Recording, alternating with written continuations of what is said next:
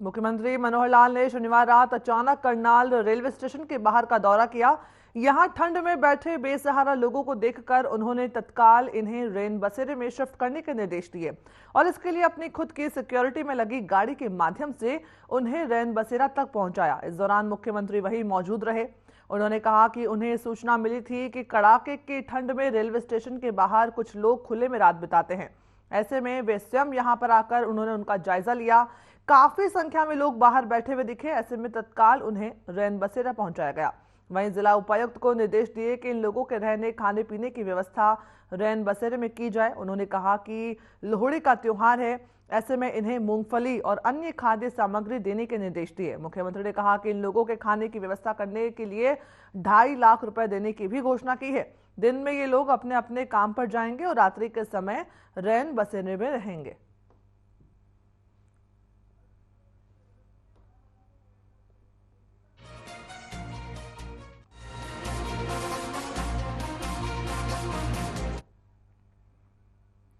हरियाणवी और पंजाबी लोक गीतों और वाद्य यंत्रों ने थीम पार्क के लोहड़ी के त्योहार को ऐतिहासिक और यादगार बनाने का काम किया। इस लोहड़ी पर्व को विधायक सुभाष सुधा ने थानेसर विधानसभा के लोगों के लिए आयोजित किया।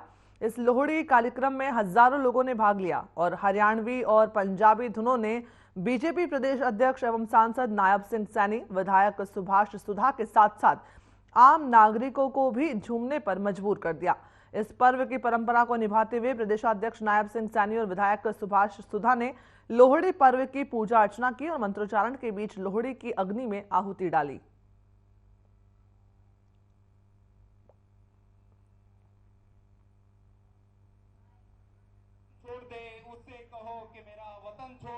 लोहड़ी पर्व की मैं पूरे कुरुक्षेत्र निवासियों को, पूरे प्रदेशवासियों को, देशवासियों को इस पवित्र पर्व की बहुत बहुत बधाई और शुभकामनाएं मैं देता।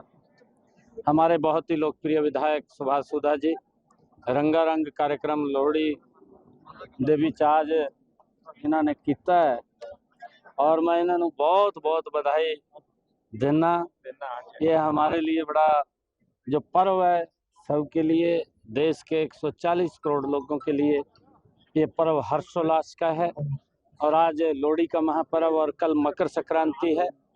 मैं इन दोनों महापर्वों की बहुत बहुत बधाई और शुभकामनाएं देता हूं। हमारे दुनिया के सबसे लोकप्रिय नेता, भारत के यशस्वी प्रधानमंत्री आदरणीय नरेंद्र मोदी जी ने आह्वान किया है कि देश के 140 करोड़ लोगों के लिए यह गर्व की बात है। इस पवित्र पर्व मकर संक्रांति के अवसर से लेकर के 22 जनवरी भगवान श्री राम के मंदिर की प्राण प्रतिष्ठा तक हम हर मंदिर को स्वच्छ करें और उसको एक मिशन मोड के अंदर जा करके हम वहां पर करें। ये हमारे लिए बड़े गर्व की बात है कि 500 वर्षों के बाद भगवान श्री राम की प्राण प्रतिष्ठा हो रही है। ये पूरे देश के लिए एक गर्व का विषय है। हमारी संस्कृति, हमारी धरोहर, ये लोहड़ी का महापर्व है। यही हमारी संस्कृति है जिसके अंदर हम मिल करके आपस में सभी बैठ करके इससे प्रेम भाईचारा बढ़ता है और मिल करके हम मनाते हैं। इन महापर्वों की मैं बहुत बहुत बधाई और शुभकामनाएं। बात करें तो यहाँ पर काफी लोग यहाँ पर पहुंचे थीम पार्क में और 2 घंटे से यहाँ पर थानेसर के विधायक है वो बड़े यहाँ पर नाचते नजर आ रहे हैं। खुशी के देखिए, हमारे अजराना कल्ला साहब जी भी यहाँ पर हैं और विधायक जी तो कल इतना भव्य कार्यक्रम युवाओं का यहाँ पर था। विधायक जी कल के यहीं पर हैं और आज ये रंगारंग कार्यक्रम लोहड़ी के इस पर्व के ऊपर जो हर घर के अंदर खुशी का ये त्योहार है। ऐसा त्योहार है कि हमारा एक एक त्योहार, एक एक व्यक्ति, एक एक हमारी जो सांस्कृतिक धरोहर उसके साथ जुड़ा हुआ है।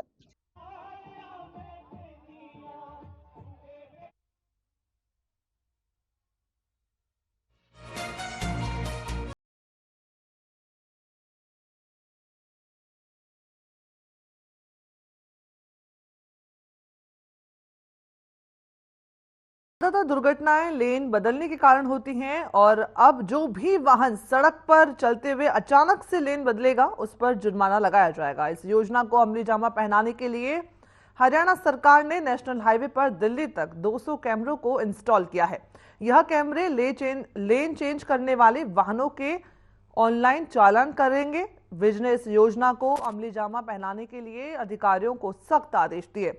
गृह मंत्री के गृह क्षेत्र में अधिकारी भी अब इस आदेश की पालना करवाते हुए नजर आ रहे हैं और हाईवे पर कई जगह पर नाका लगाकर लेन चेंज करने वालों के चालान भी किए जा रहे हैं। जो वहां नहीं रुक रहे हैं उनके चालान भी किए जा रहे हैं।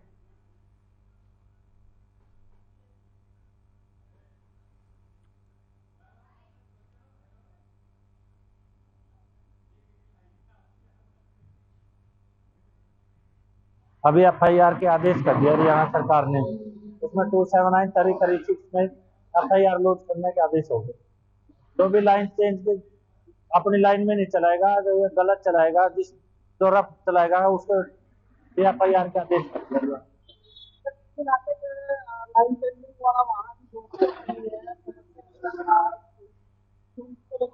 ऑनलाइन चलान करेंगे। कौन सी लाइन रोकने के लिए मना कर दिया। कौन सी लाइनें जो है वो 2 और 3 नंबर है कार जीप के लिए, सेकंड और थर्ड है कमर्शियल वाहन। ये जो रोड पे एक्सीडेंट होते हैं, इनमें ज़्यादातर एक्सीडेंट जो लेन चेंज करते हैं उसकी वजह से होते हैं। तो हमने सख्ती की है कि भी अपनी लेन में चलो और जो लेन चेंज करेगा उसके ऊपर जुर्माना लगाएंगे। और हमने यहाँ से दिल्ली तक कैमरे भी लगवा दिए। वो अपने आप भी नंबर देख के चालान किया करेंगे। तो हम इस मामले में सख्ती कर रहे हैं। साल में लगभग 6000 लोग रोड एक्सीडेंट में मारे जाते हैं और वो एक्सीडेंट इस नालायकी की वजह से होता है कि अपनी लेन में ना चलाकर एक दूसरे से आगे निकलने की दौड़ लगाना, उसमें नुकसान होता है। उसको हम इजाज़त नहीं देंगे, सख्ती करेंगे।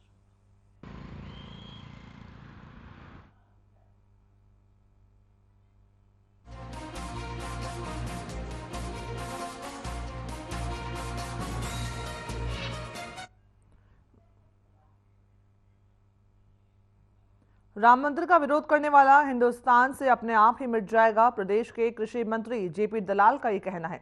मंत्री जेपी दलाल बहादुरगढ़ की मांडोठी गौशाला के वार्षिक उत्सव में शामिल होने के लिए पहुंचे थे। वे यहां पर कांग्रेस के द्वारा राम मंदिर का विरोध किए जाने वाले सवाल का पत्रकारों को जवाब दे रहे थे।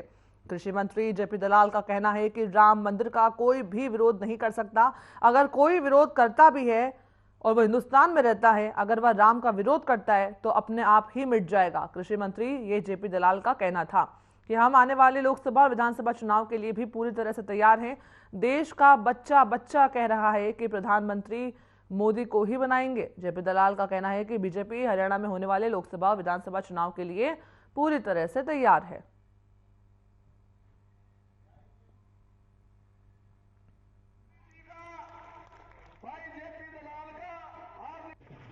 आज ये प्रमुख गौशालाएँ थी झज्जर की, लगभग 1.5 करोड़ रुपए के हमने मंजूर किए हैं। 76 लाख के चेक आज से 6-7 गौशालाओं के थे इसमें बांटे हैं। और हमारी कोशिश ये है कि जो गौशालाएँ हैं वो आत्मनिर्भर हों, अपने पाँव पे खड़े हों, उनको इंफ्रास्ट्रक्चर हो। उनको जैसे इन्होंने एक मांगी थी कि हमें गाड़ी चाहिए एम्बुलेंस, वो भी अलग से दी है हमने। और सारा मकसद यही है कि हमारी संस्कृति के अंदर गौपालन सबसे प्रमुख काम होता था और गौ को माता का स्वरूप हम मानते हैं। और ये समाज के लोग मिलकर के इतनी अच्छी गौशालाएँ चला रहे हैं, इनको मैं बधाई देता हूँ। और इनके लिए जो भी गौशाला के लिए और आगे भी कुछ करना होगा वो हम करेंगे। बेसहारा गौ के लिए भी हमने नई गौशाला बनाने की योजना बनाई है। 3-4 गौशालाएँ बड़ी बड़ी बन रही हैं जो 10-10 हज़ार उनको लेंगी। और आप यहाँ इलाके के अंदर पंचायत का भी हमने कानून पास किया है कि पंचायत ज़मीन दे दे कोई, अगर कोई समाज सेवी गौशाला बनाना चाहता है।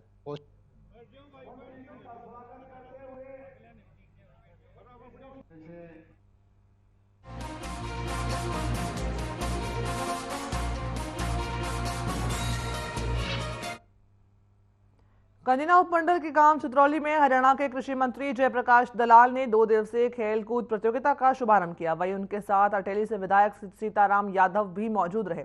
गांव में पहुंचने पर ग्रामवासियों ने फूलमाला में पगड़ी पहना करके मंत्री का जोरदार स्वागत किया। वहीं ग्रामवासियों ने जेपी दलाल को मांग पत्र भी सौंपा।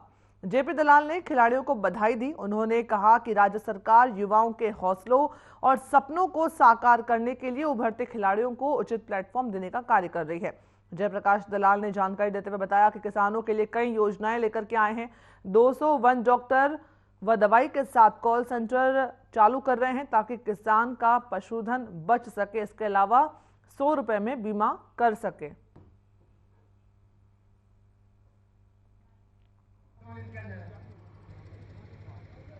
ये बाबा धोनीकर की याद में, उनके सम्मान में जो ये गांव में हर साल मेला लगता है, खेलों की प्रतियोगिता होती है और बहुत सारे लोग बच्चे खेलने आते हैं। इसके शुरुआत के लिए मैं आया और इस इलाके के अंदर जो फसलें अच्छी हैं, नहरों का पानी है, भाव अच्छा है, किसान की खुशी है, ये देखकर हमें भी खुशी होती है। किसानों के लिए हमने नई योजना लेके आए हैं कि 200 वैन दवाइयों के साथ कॉल सेंटर करके चालू कर रहे हैं, जिससे किसानों को जो उसका पशुधन है उसको नुकसान होने से बच सके। 100 रुपये में हम बीमा करते हैं और तरह तरह की योजनाएं हम लेके आ रहे हैं। बहुत है, गांव-गांव के अंदर कांग्रेस के गुट है। कांग्रेस को हराने के लिए कांग्रेसी बहुत है। अभी तो ठीक है, टिकट की लड़ाई में कुछ संख्या इकट्ठी कर लेते हैं, लेकिन जब एक आदमी को टिकट मिलेगी तो निश्चित तौर पर उसको हराने में लग जाते हैं। कांग्रेस इतने सालों के बाद 10 साल हो गए अपने जिलाध्यक्ष बनाने में सक्षम नहीं है। लोग उसको क्यों वोट दें? आम आदमी पार्टी का कोई जनाधार हरियाणा के अंदर नहीं है। हरियाणा के किसानों को उम्मीद थी जब उनकी सरकार पंजाब में आई थी, क्योंकि आम आदमी पार्टी के प्रमुख हैं केजरीवाल जी, वो हमारे भिवानी जिले के रहने वाले हैं और हर आदमी अपने जहाँ जन्मभूमि है थोड़ा बहुत उसके बारे में विचार करता है। तो लोगों को दक्षिण हरियाणा के लोगों को भरोसा था कि तो हमारा स्वाइन का पानी हो देंगे, लेकिन जिस तरह से उन्होंने नकार दिया, पाकिस्तान को पानी देना मंजूर है, हरियाणा को पानी नहीं देते, तो आम आदमी पार्टी को मैं नहीं समझता कोई भी किसान, कोई भी ग्रामवासी उसको समर्थन देगा। सब लोग उसको छोड़ के भाग रहे हैं। बचे हुए लोग जो थोड़े बहुत थे वो भी भाग रहे हैं। अशोक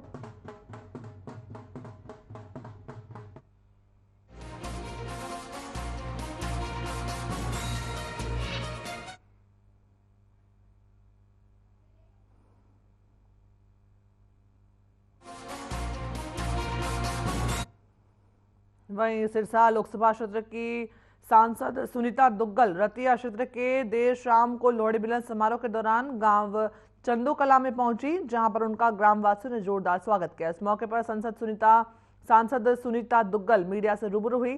सांसद सुनीता दुग्गल ने पूर्व सांसद और आम आदमी पार्टी के नेता अशोक तंवर के बीजेपी में शामिल होने पर पूछे गए सवाल के जवाब में कहा कि वो पहले भी कई पार्टियां बदल चुके हैं और चर्चा है कि वो भाजपा में आ रहे हैं। उन्होंने कहा कि अगर वो भाजपा में शामिल होते हैं तो उनका स्वागत है। वहीं सांसद दुग्गल ने पत्रकारों से जब पूछा कि लोकसभा क्षेत्र सिरसा से क्या आप चुनाव लड़ रही हैं, तो उन्होंने कहा कि वह बीजेपी की सच्ची सिपाही हैं। उन्हें हाईकमान जो भी आदेश देगा उसका वो पालन करेंगी। उन्होंने कहा कि अगर बीजेपी हाईकमान ने उन्हें फिर से सिरसा लोकसभा क्षेत्र से अगर मैदान में उतारा तो पिछली बार वो 3 लाख वोटों से जीती थी, इस बार वो 4 लाख से भी ज्यादा मतों से जीत हासिल करेंगे। उन्होंने कहा कि सिरसा लोकसभा क्षेत्र की जनता ने विकास कार्यों की तरफ देखना है। उन्होंने कहा कि अपने कार्यकाल के दौरान सिरसा लोकसभा क्षेत्र में अनेकों बड़े बड़े विकास कार्य उन्होंने करवाए हैं। कई हाईवे और पुल का निर्माण भी करवाया है जो कि सड़क दुर्घटनाओं का कारण बनते थे, उन्हें सुधारा है। हेलो, इसलिए मुझे यहाँ पर कम से कम भी आप देखें कि रतिया और टोहाना दोनों विधानसभाओं के मिलान कम से कम 40 से 50 सरपंच साहिबान हैं। उन्होंने मुझे अलग अलग गाँव में आमंत्रित किया। आज हमने रजाबाद से शुरू किया। पहले रजाबाद जो है वहाँ पर सरपंच है, वहाँ पर लोहड़ी मिलन समारोह हुआ। उसके बाद कुंबर गांव के अंदर जो है वहाँ पर भी 15 से 18 के करीब जो है सरपंच, ब्लॉक समिति मेंबर वो सब उपस्थित हुए थे और वहाँ पर भी मिलन समारोह हुआ। और इसके बाद फिर अब ये यहाँ पर चंदोखला गांव में आना हुआ है और बल्कि इसके बाद फिर खुला गांव में भी जाना है। तो आज जो है कम से कम भी 5-7 जो गाँव है उनके अंदर 40 से 50 के करीब हमारे सरपंच भाई जो है उन्होंने सबने एकत्रित होकर लोहड़ी मिलन समारोह आयोजित किया था। तो उसमें इस समारोह के साथ साथ गाँव की जो भी समस्याएं हैं उसके बारे में भी जानकारी हासिल की और कुछ का तो मौके पर ही समाधान करने की कोशिश की और कुछ जो है वो मैंने ले लिए हैं और अधिकारियों को जो कंसर्न ऑफिसर्स हैं उनको मैं दे दूंगा ताकि उनका समाधान किया।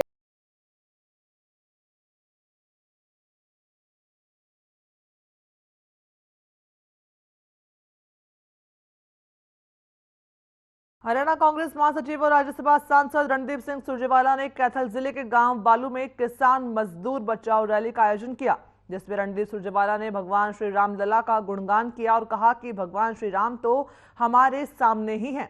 भगवान श्री राम किसान के माथे से टपकता हुआ पसीने का नाम है। वही किसानों के कर्ज माफी पर बोलते हुए उन्होंने कहा कि जब वो बिजली मंत्री थे तो उन्होंने किसानों के बिल माफ किए थे। अगर कांग्रेस फिर से दोबारा सत्ता में आई और तो फिर से बिजली के बिल माफ किए जाएंगे। साथ ही हरियाणा पब्लिक सर्विस कमीशन के नए नियमों पर बोलते हुए सुरजेवाला ने कहा कि सरकार ने अपने नए फैसले ले लिए हैं, जिसमें HCS बनने के लिए हरियाणवी होने के नियम को खत्म कर दिया है।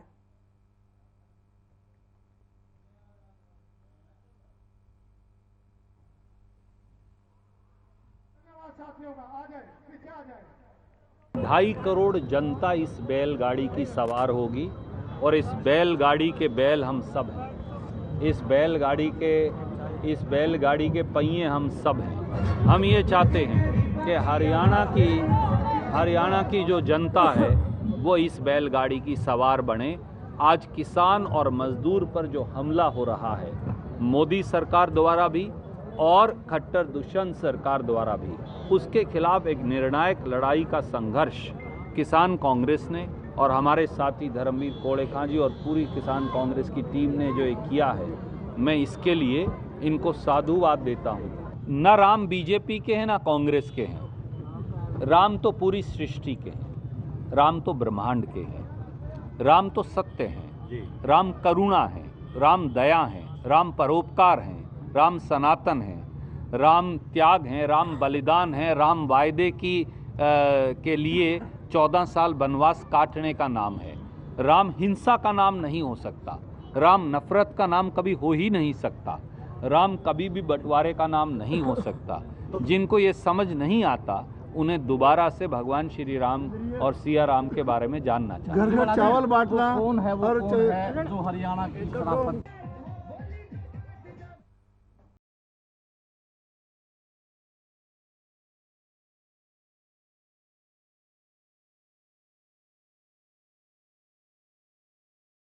हरियाणा राज्य नारकोटिक्स कंट्रोल ब्यूरो के जागरूकता कार्यक्रम और उप निरीक्षक डॉक्टर अशोक कुमार वर्मा ने नशे के खिलाफ युवाओं को जागरूक किया। बता दें कि प्रतिबंधित नशा रखना, सेवन करना, क्रय विक्रय करना, उत्पादन करना दंडनीय होगा। डॉक्टर अशोक कुमार वर्मा ने कहा कि प्रतिबंधित नशा हमारे देश की युवा पीढ़ी के लिए अभिशाप है, जो अधिकतर अन्य देशों से आ रहा है। यद्यपि भारी मात्रा में ड्रग्स पकड़ी जा रही है, अपराधियों को सलाखों के पीछे भी भेजा जा रहा है, बड़े नशा तस्करों की अवैध संपत्तियों पर बुलडोजर चलाया जा रहा है। लेकिन जागरूकता एक ऐसा शस्त्र है जो सोई हुई मानवता और देश के प्रति निष्ठा को जगाने का काम करता है। भारत सरकार द्वारा वर्ष 2016 के अधिवेशन में स्पष्ट किया गया था कि नशे को समाप्त करने के लिए दोनों प्रकार से काम करने की आवश्यकता है। नशे का कारोबार करता है, किसी भी प्रकार का नशा नहीं करूंगा और अन्य लोगों को भी नशा ना करने के लिए प्रेरित करूंगा। यदि कोई व्यक्ति नशे का कारोबार करता है अथवा कोई व्यक्ति नशा छोड़ना चाहता है तो इसकी सूचना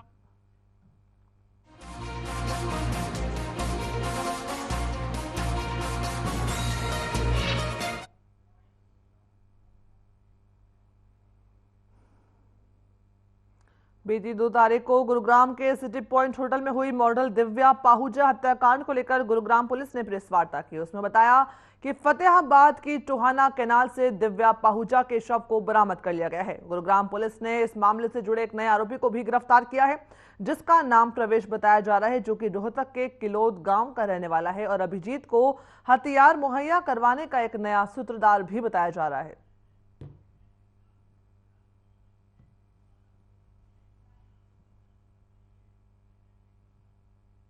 देखिए, दिव्या पाहुजा जो हत्याकांड हुआ था और जो हत्याक्रम चलता रहा है, उसमें एक बहुत अहम भूमिका निभाने वाले कुछ 2 व्यक्तियों को भी अरेस्ट करा गया है, जिनमें से बलराज, जिसके ऊपर काफ़ी समय से पुलिस वॉच कर रही थी और उसका पीछा कर रही थी। बलराज व रवि बंगा वह शख्स हैं जो दिव्या पाहुजा की डेथ होने के बाद जो उसकी डेड बॉडी थी उसको डिस्पोज ऑफ करने में अभिजीत के मुख्य सहायक थे।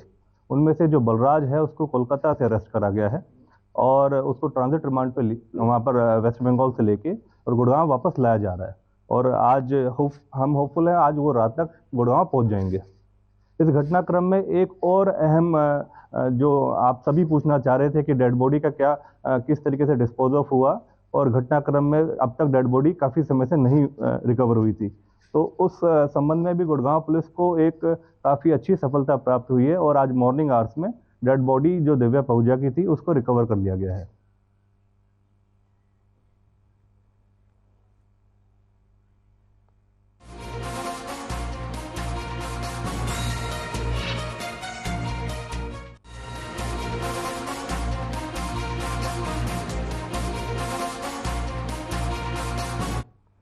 हरियाणा कुश्ती संघ में भी अब घमासान शुरू हो गया है। हरियाणा कुश्ती संघ के महासचिव राकेश कोच का कहना है कि संघ के अध्यक्ष रोहतास नांदल प्रदेश में कुश्ती के खेल को खराब करने का काम कर रहे हैं।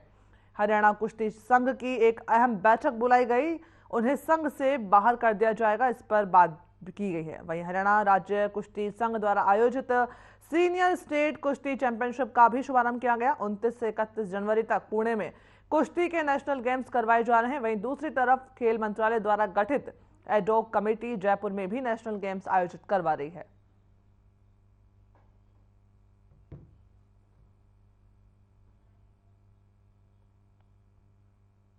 नेशनल देखिए, मान लीजिए 2 नेशनल हैं, एक जयपुर में है वो रेलवे करवा रही है और एक पूना में है। जिसको फेडरेशन मान्यता देगी नेशनल तो वो मान्य होगा। मान लीजिए जयपुर में नेशनल होता है, हम मना नहीं कर रहे, सरकार कुछ भी करा सकती है, लेकिन वो सर्टिफिकेट लेके आएगा और वो वेरिफिकेशन करवाएगा तो हम तो उसको वेरीफाई नहीं करेंगे कि हमने लड़ाया नहीं उसको, क्योंकि सरकार पैसा देती है, व्यवस्था करती है फेडरेशन। WFI जिसको एफिलिएशन देगी वो मान्य रहेगा। पूरे आज तक जब से हमारा संविधान लिखा गया है, जब से खेल जगत में ऐसा हुआ है, कहीं भी ऐसा नहीं हुआ कि आईओ ने चिट्ठी निकाली, ये मंत्रालय ने चिट्ठी निकाली है, ये गलत है। इसमें शक्ति का जो है ना गलत इस्तेमाल किया जा रहा है और इसमें हमारे स्पोर्ट्स मंत्री भी कहीं इन्वॉल्व है।